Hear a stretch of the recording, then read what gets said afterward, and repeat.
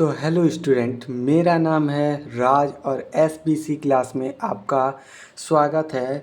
और हम लोग जो है पार्ट 3 में, ये जो पार्ट 3 का दर्पण तक हम लोग रखे थे कितने में, तो पार्ट 3 में जो है हम लोग दर्पण जो है यहाँ तक छोड़ दिए थे, क्योंकि इसका जो है परिभाषा जो है वो हम लोग का जो है थोड़ा सा डिजिटल पढ़ा रहे थे, तो उसका परिभाषा जो है गलत हो गया था। इसलिए हम आपको आज से, जी हाँ, आज से आपको हम यहाँ कॉपी पे एकदम अच्छे तरीके से समझाकर अपने हाथों से, अपने इस हाथों से परिभाषा लिखेंगे और उसको अच्छे से, जितने भी चीज़ होगा सब आज से कॉपी में आपको पढ़ाएंगे और अच्छे से, ज़रूर अच्छे से एकदम बिल्कुल साफ सुथरा राइटिंग में आपको समझाएंगे। तो इसलिए आज से आप लोग का जो है पढ़ाई वह सिर्फ कॉपी पे होगा, डिजिटल बोर्ड पे। कोई कोई चीज़ जो है, जैसे आपका पढ़ाने वाला कोई कोई ज़्यादा है, जैसे हिंदी है, ये सब चीज़ में जो है आपका डिजिटल पढ़ाई हो जाएगा, पर साइंस में, मैथ में, ये सब में आपका डिजिटल पढ़ाई नहीं करेंगे हम लोग, सीधा कॉपी से पढ़ेंगे। तो आइए आज हम लोग दर्पण देखते हैं। देखिए दर्पण होता क्या है, पहले तो ये जानना है कि दर्पण होता क्या है।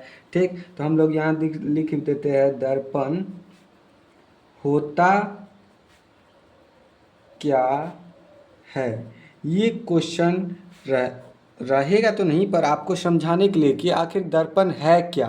ठीक, तो दर्पण माने हुआ क्या हुआ, शीशा। शीशा मतलब मिरर, मिरर जो होता है, तो वही दर्पण का हम लोग पूछ रहा है कि दर्पण किसे कहते हैं। ठीक, क्वेश्चन जो है आपका यही कह रहा है, क्या कह रहा है, दर्पण, दर्पण किसे कहते है, दर्पण किसे कहते हैं। आपका क्वेश्चन यही है कि दर्पण किसे कहते हैं, यानी कि इसका हम लोग को क्या लिखना है, इसका हम लोग को लिखना है परिभाषा। क्या लिखना है, परिभाषा लिखना है कि दर्पण जो है वह किसे कहते हैं। तो आइए हम लोग यहाँ पर हम लोग दर्पण का परिभाषा लिखते हैं। ठीक, पहले एक बार हम बोल देते हैं, उसके बाद आपको परिभाषा लिखेंगे यहाँ कॉपी में। ठीक, दर्पण का परिभाषा क्या हुआ, वैसा चिकना, ठीक, वैसा चिकना और चमकीला सतह जो प्रकाश के परावर्तन के नियम का पालन करता है तथा जिसका एक भाग अवश्य ही रंगा हो, क्या कहलाता है, वो दर्पण कहलाता है। बस यही चीज़ आपको यहाँ पर लिख देना है। क्या लिख देना है, ये लिखते हैं हम लोग। ठीक, यहाँ लिखते हैं वैसा। ठीक, वैसा, एक मिनट, देखिए वैसा चिकना, देखिए हम लोग यहाँ लिख रहे हैं वैसा चिकना और, वैसा चिकना और चमकीला, वैसा चिकना और चमकीला सतह, सतह जो प्रकाश, जो प्रकाश के परावर्तन, परावर्तन के नियम का, किसका, तो नियम का पालन, पालन करता है, करता है तथा जिसका एक भाग, एक भाग अवश्य, अवश्य ही रंगा हो, उसे क्या कहते हैं, दर्पण कहते हैं या दर्पण कहलाता है, कहलाता है। देखिए आपका ये हो गया परिभाषा। क्या हो गया, परिभाषा हो गया कि वैसा चिकना और, क्या है, वैसा चिकना और चमकीला सतह जो प्रकाश के परावर्तन के नियम का पालन करता है तथा जिसका एक भाग अवश्य ही रंगा हो, क्या कहलाता है, दर्पण कहलाता है। ठीक, आप जानिए दर्पण जो है, दर्पण आपका यहाँ हम लिखते हैं दर्पण। ठीक, यह जो है मुख्यतः, देखिए हम यहाँ लिख रहे हैं, समझ जाइएगा। मुख्यतः जो है कितने प्रकार के होते हैं, तो 3 प्रकार के होते हैं। कितने प्रकार के, 3 प्रकार के होते हैं दर्पण, 3 प्रकार के होते हैं। आइए जानते हैं कौन कौन सा दर्पण है। पहला दर्पण देखिए, पहला जो है आपका वह है समतल दर्पण। क्या है, समतल दर्पण। दूसरा जो है आपका वह है गोलीय। क्या है, गोलीय दर्पण। गोलीय दर्पण। और तीसरा जो है आपका वह है परवलयीय दर्पण। ये 3 टाइप के आपके क्या है, दर्पण है। दर्पण के कितने प्रकार है, तो 3 प्रकार है दर्पण के। कौन, समतल दर्पण, गोलीय दर्पण, परवलयीय दर्पण। ठीक, यहाँ तक आप लोग समझ गए होंगे अच्छे से। अब हम लोग जानेंगे समतल दर्पण क्या है या किसे कहते हैं, गोलीय दर्पण क्या है, किसे कहते हैं, और परवलयीय दर्पण क्या है और किसे कहते हैं। तो पहले जो हम लोग यहाँ से लिखते हैं, 1 नंबर दे के लिखते हैं समतल। क्या लिखते हैं, समतल दर्पण। समतल दर्पण लिख के इसका जो है क्या लिखेंगे हम लोग, यहाँ परिभाषा लिखेंगे यहाँ से।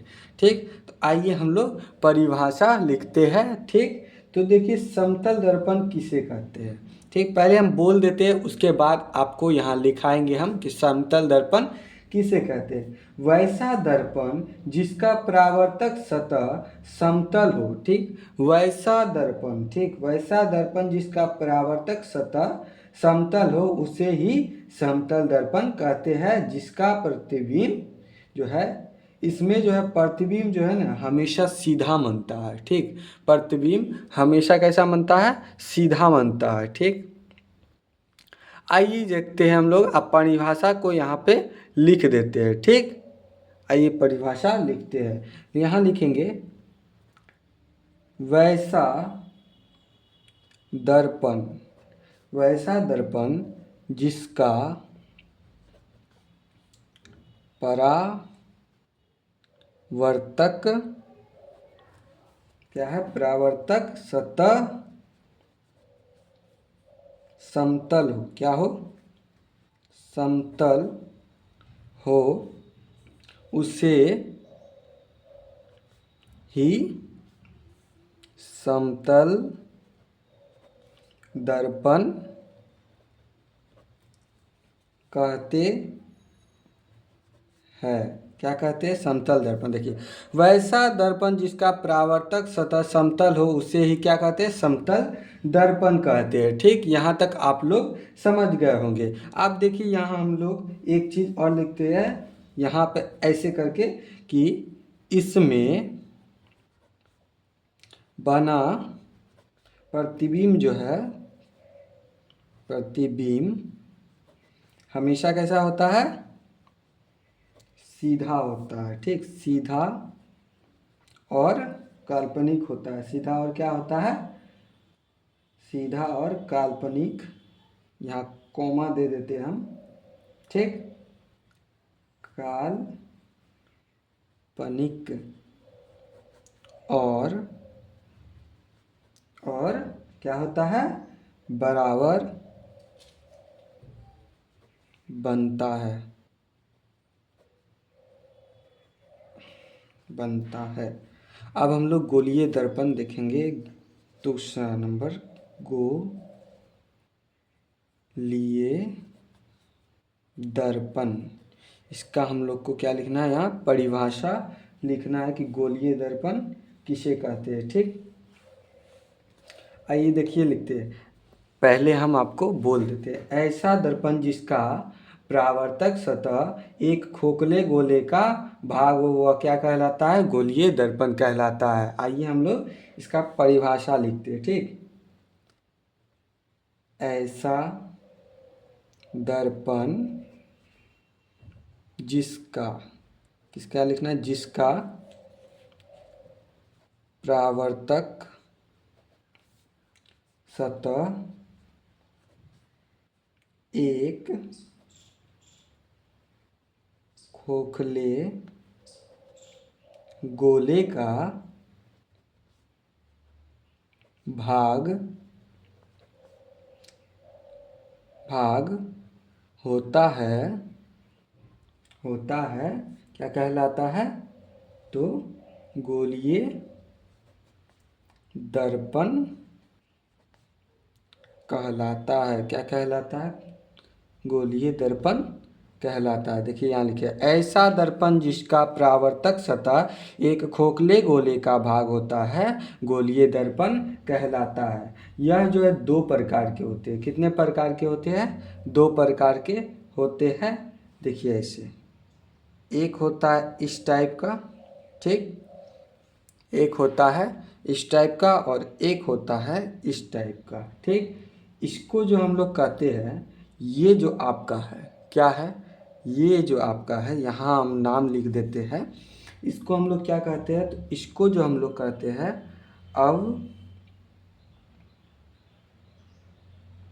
अवतल दर्पण। क्या कहते हैं? अवतल दर्पण। और ये जो आपका है यहाँ पे, इसका नाम हम यहाँ लिख दे रहे हैं। इसका नाम जो हो जाएगा क्या हो जाएगा? उत्तल। क्या हो जाएगा? उत्तल दर्पण। उत्तल दर्पण। देखिए उत्तल दर्पण यहाँ पे आप लोग को दिख रहा होगा। इस इधर से जो घुमा हुआ है इसको हम यहाँ पे ऐसे ऐसे कर देते हैं। ये साइड आपका रंगीन भाग है, ठीक। अभी हम अवतल दर्पण और उत्तल दर्पण के बारे में भी पढ़ेंगे। पहले ये जानिए इसका जो है क्या है। तो गोलीय दर्पण का जो है यह जो है मुख्यतः जो है दो प्रकार के होते हैं, ठीक। यहाँ लिख देते हैं रेड पेन से। यह मुख्यतः कितने प्रकार के? दो प्रकार के होते हैं। कौन कौन? तो पहला जो है आपका यहाँ हम लिख रहे हैं, पहला हो गया ये अवतल दर्पण, दूसरा हो गया उत्तल दर्पण। क्या हो गया? अवतल दर्पण।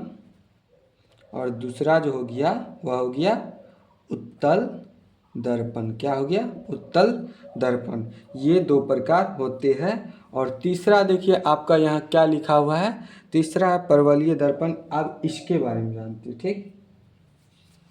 अच्छा पहले ये जो है अवतल दर्पण और उत्तल दर्पण, ठीक, ये आपको जानना होगा कि ये अवतल दर्पण और उत्तल दर्पण जो है यह क्या है। आइए हम लोग समझते अवतल दर्पण और उत्तल दर्पण के बारे में, ठीक। उसके बाद हम लोग ये जो लाइन है परवलयीय दर्पण इसके बारे में पढ़ेंगे, ठीक। आइए लिखते हैं दूसरा पेज में। ये पेज आपका हो गया है कंप्लीट, ख़त्म हो गया है। तो हम लोग दूसरा पेज में आ चुके हैं। देखिए पहला जो था आपका, यहाँ से हम लिख रहे हैं पहला क्या है? तो पहला जो है आपका अवतल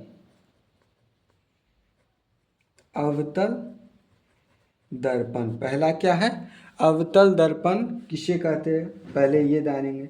तो अवतल दर्पण जो है वैसा दर्पण होता है जिसका परावर्तक सतह जो है पीछे, ये जो सतह होता है शीशा का, मिरर का, आईना का, जो भी आप लोग मान लो, ये जो है अवतल दर्पण में कैसा होता है? तो धंसा होता है, यानी कि इस टाइप का गड्ढा होता है बीच में। क्या होता है? गड्ढा होता है अवतल दर्पण में। क्या होता है? गड्ढा होता है। उसे ही हम लोग क्या कहते हैं? अवतल दर्पण कहते हैं। और उत्तल दर्पण जो है वो जो शीशा ऐसे रहता है उसका ऐसे उठा हुआ रहता है, हल्का सा आपको नजर आएगा ऐसे उठा हुआ रहेगा, तो यह कहलाएगा उत्तल दर्पण। क्या कहलाएगा? उत्तल दर्पण। तो आइए हम लोग पहले अवतल दर्पण का क्या लिखेंगे? परिभाषा लिखेंगे। क्या लिखेंगे? कि अवतल दर्पण का परिभाषा क्या होगा, हम लोग यही लिखते हैं। तो आइए लिखते हैं यहाँ पे हम लिख रहे हैं अवतल दर्पण का। तो लिखना है वैसा दर्पण। क्या लिखना है? वैसा दर्पण जिसका, क्या लिखना है? वैसा दर्पण जिसका परावर्तक सतह धंसा हो, कैसा हो, धंसा हो,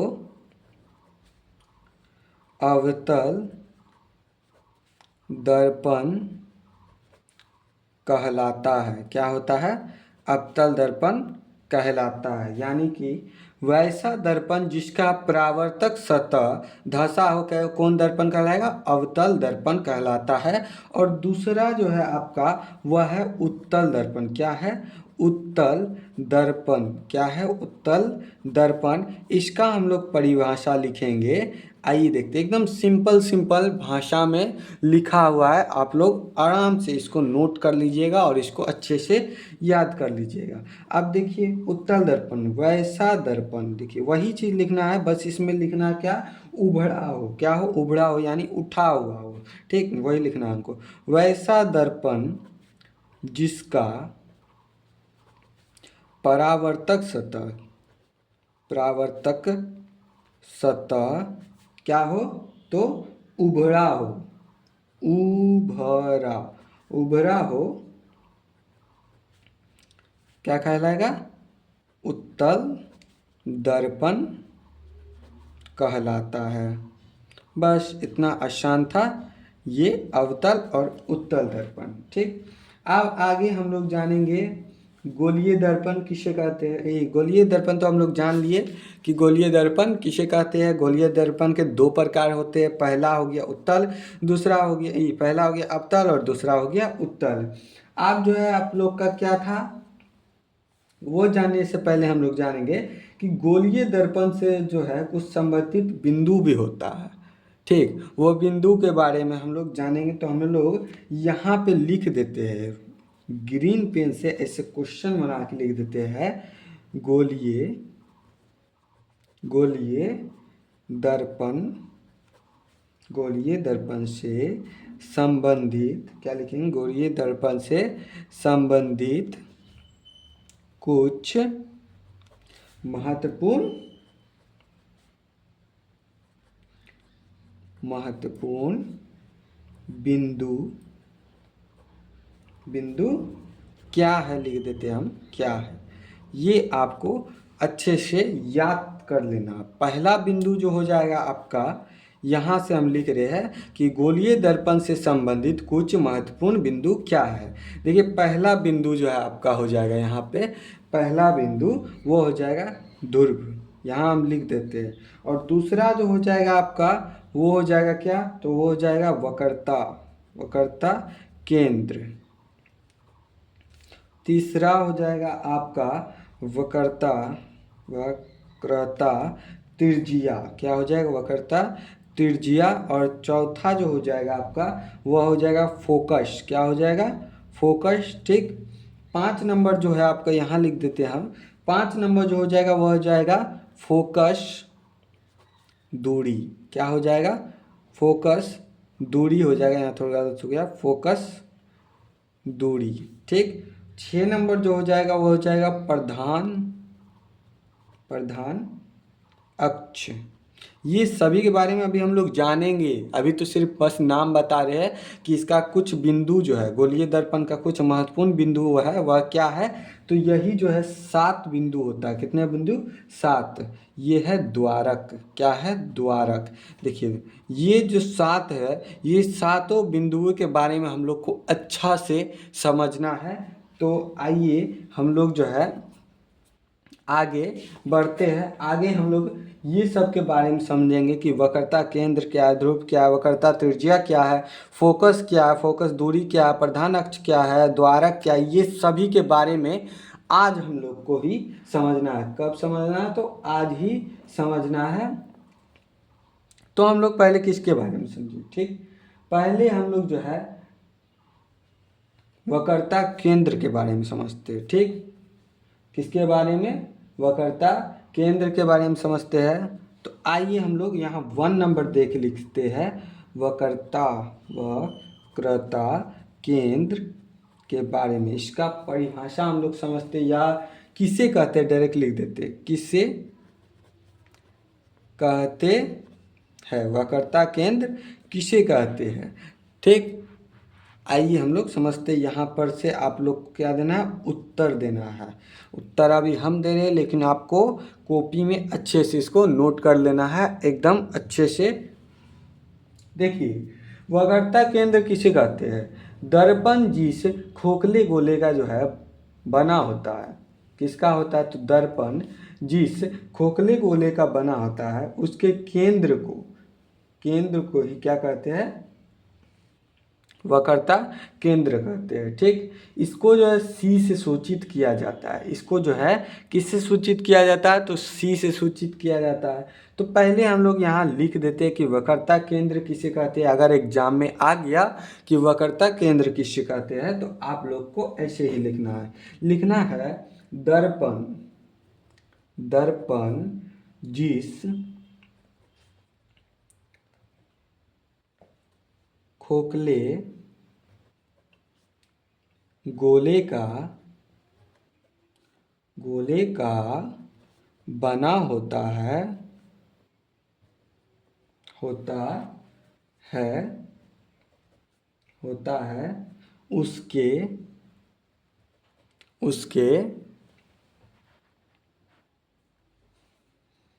उसके केंद्र को ही क्या कहते हैं? वक्रता केंद्र कहते हैं। ठीक, यहाँ तक हम लोग लिख लिए।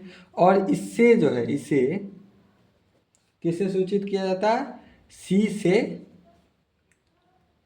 सूचित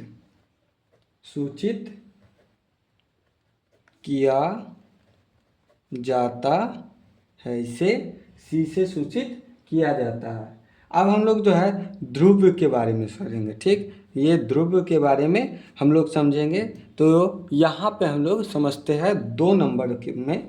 पहला हम लोग समझ लिए किसके बारे में? वक्रता केंद्र के बारे में हम लोग समझ लिए। और आप जो समझेंगे वह समझेंगे ध्रुव के बारे में, दर्पण का ध्रुव।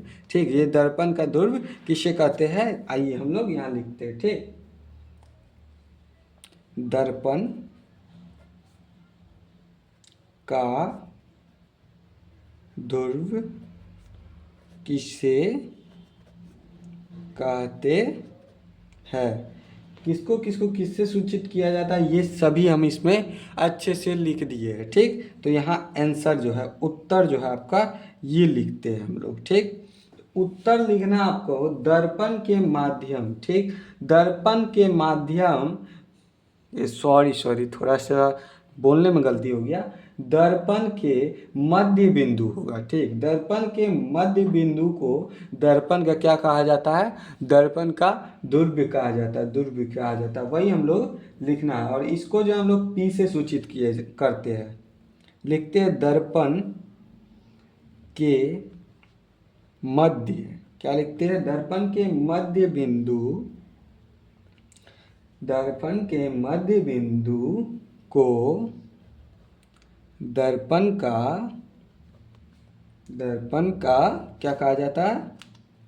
ध्रुव कहा जाता है। यह कहा जाता है। क्या कहा जाता है? दर्पण का ध्रुव। और इससे जो है, इसे पी से सूचित किया जाता है। किससे? इसे पी से सूचित किया जाता है। लिखना हमको यहाँ, सूचित किया जाता है। किससे सूचित किया जाता है? तो पी से सूचित किया जाता है। अब हम लोग आगे बढ़ते हैं। 2 गो तो हो गया, कितना हो गया? 2 गो। एगो ध्रुव हो गया, ठीक, एगो वक्रता केंद्र हो गया। अब जो हम लोग समझते हैं वह क्या समझते हैं? वक्रता त्रिज्या समझते हैं। तीसरा नंबर जो है वह वक्रता त्रिज्या है, तो वो समझते हैं नेक्स्ट पेज में, वक्रता त्रिज्या किसे कहते हैं। ठीक, उसके बाद हम लोग समझेंगे द्वारक किसे कहते हैं, दर्पण का द्वारक किसे कहते हैं, ये समझेंगे। ठीक, देखिए, वक्रता त्रिज्या हम लोग यहाँ लिख देते हैं। क्या लिख देते हैं? वक्रता त्रिज्या, वक्रता त्रिज्या। देख लीजिए, किसे कहते हैं वक्रता त्रिज्या, यही लिखना है हमको। किसे कहते हैं, उत्तर में आपको लिखना है गोलीय दर्पण के गोलीय दर्पण के वक्रता केंद्र और उसके ध्रुव के बीच की दूरी को वक्रता त्रिज्या कहते हैं। और इसे जो है हम लोग आर से सूचित करते हैं। किससे सूचित करते हैं? आर से सूचित करते हैं। तो हम लोग को लिखना है यही। देखते हैं हम लोग यहाँ पे गोलीय, क्या लिखेंगे? गोलीय दर्पण के वक्रता केंद्र और उसके ध्रुव के बीच की दूरी को वक्रता त्रिज्या कहते हैं। और इसे आर से सूचित करते हैं। इससे किसे? आर से सूचित करते हैं। ठीक, जानते हैं हम लोग। फिर से इसको पढ़ते हैं। वक्रता त्रिज्या किसे कहते हैं? तो गोलीय दर्पण के वक्रता केंद्र और उसके ध्रुव के बीच की फोकस दूरी को वक्रता त्रिज्या कहते हैं और इसे आर से सूचित करते हैं। वक्रता त्रिज्या को किससे सूचित करते हैं? आर से सूचित करते हैं। अब हम लोग समझते हैं द्वारक, दर्पण का द्वारक के बारे में। ठीक, तो हम लोग यहाँ लिख देते हैं क्वेश्चन बना के कि दर्पण का द्वारक, क्या लिखेंगे? दर्पण का द्वारक किसे कहते हैं? दर्पण का द्वारक किसे कहते हैं, वही लिखना है कि दर्पण का द्वारक किसे कहते हैं। तो आइए हम लोग समझते हैं पहले यहाँ पे कि दर्पण का द्वारक किसे कहते हैं।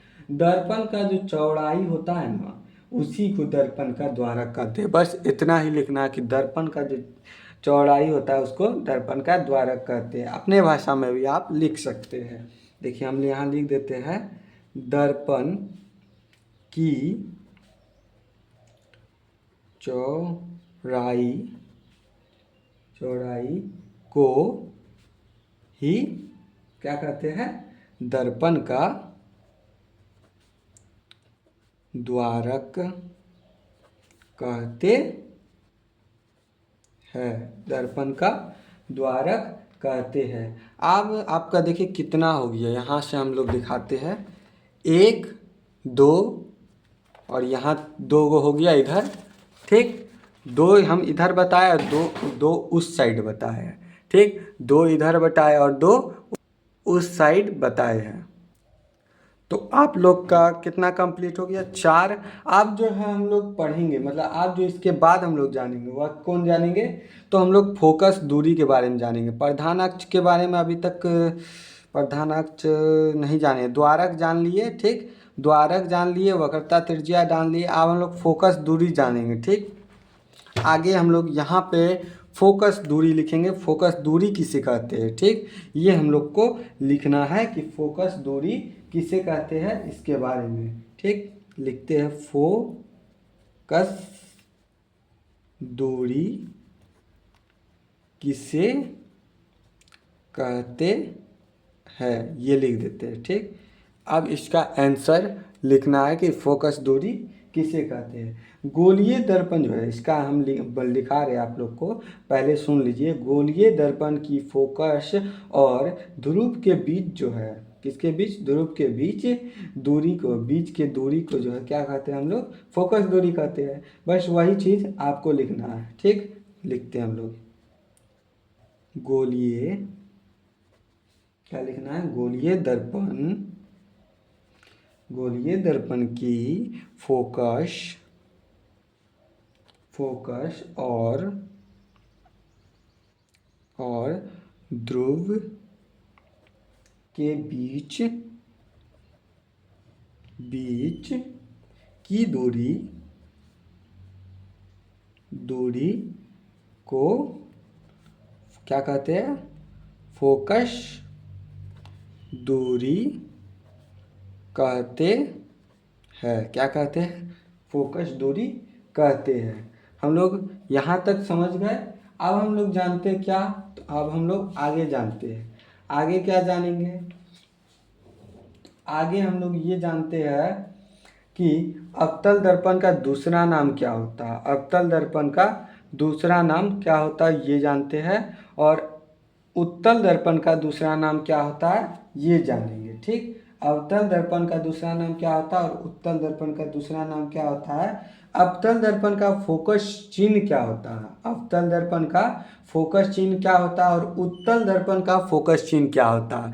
याद रखिए, ये जो है आपका ऑब्जेक्टिव में भी आता है। ऑब्जेक्टिव में आता है, इसलिए आप लोग ज़रूर से ये चीज़ आप लोग को जानना है। उसके बाद आप लोग का वीडियो यहाँ तक रहने देंगे। उसके बाद नेक्स्ट क्लास में आप लोग को पढ़ाएंगे आगे के बारे में। तो हम लोग पहले जानते हैं अवतल दर्पण का दूसरा नाम क्या होता है। तो हम यह लोग यहाँ लिख देते हैं 1 नंबर देके, अवतल दर्पण। ठीक, और इसका लिख देते हैं दूसरा नाम। देखिए यहाँ हम लिख देते हैं अवतल दर्पण का दूसरा नाम क्या होता है। तो अवतल दर्पण का जो है दूसरा नाम क्या होता है, यहाँ हम लोग लिख रहे हैं अवतल दर्पण का दूसरा नाम जो है होता है अभिसारी दर्पण। क्या होता है? अभिसारी दर्पण। ये आप लोग को याद रखना है। आप लोग को ऑब्जेक्टिव में आ जाएगा कि अवतल दर्पण का दूसरा नाम क्या होता है, तो आप लोग को अभिसारी दर्पण में टिक लगाना है। और आगे जो है दूसरा नंबर है उत्तल। क्या है? उत्तल दर्पण। उत्तल दर्पण का दूसरा नाम।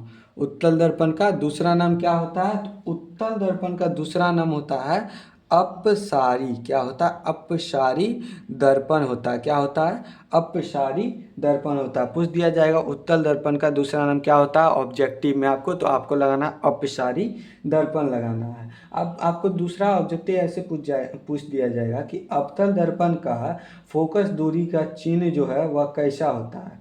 अवतल दर्पण का फोकस दूरी चिन्ह वह जो है कैसा होता है। तो हम लोग यहाँ लिख देते हैं 1 नंबर देके, अवतल दर्पण का फोकस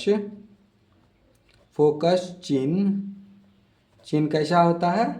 तो यहाँ हम आंसर लिख देते हैं कि अवतल दर्पण का फोकस चिन्ह कैसा होता है, तो ऋणात्मक होता है। क्या होता है? ऋणात्मक। क्या होता है? ऋणात्मक होता है। ये सब ऑब्जेक्टिव आपका बनता है। ठीक, आगे है दूसरा उत्तल दर्पण का चिन्ह होता है। उत्तल दर्पण का फोकस चिन्ह। उत्तल दर्पण का फोकस चिन्ह कैसा होता है? तो उत्तल दर्पण का जो फोकस चिन्ह है वह धनात्मक होता है। क्या होता है?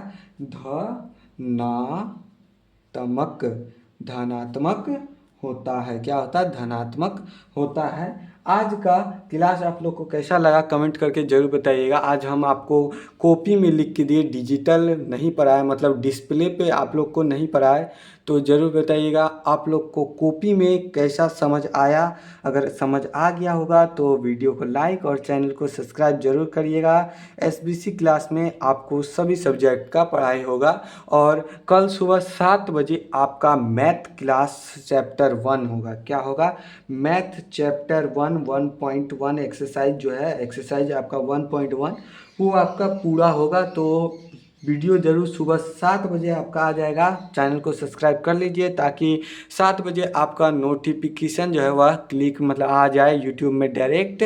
तो मिलते हैं मैथ के क्लास में, वो भी कॉपी में ही होगा। एक्सरसाइज आपको एकदम अच्छे से कॉपी में समझा देंगे हम। ठीक, तो मिलते हैं सुबह के क्लास में। तब तक के लिए जय हिंद, जय भारत। चैनल को जरूर सब्सक्राइब कर लीजिएगा और वीडियो को लाइक ज़रूर कर लीजिएगा। मिलते हैं नेक्स्ट क्लास में।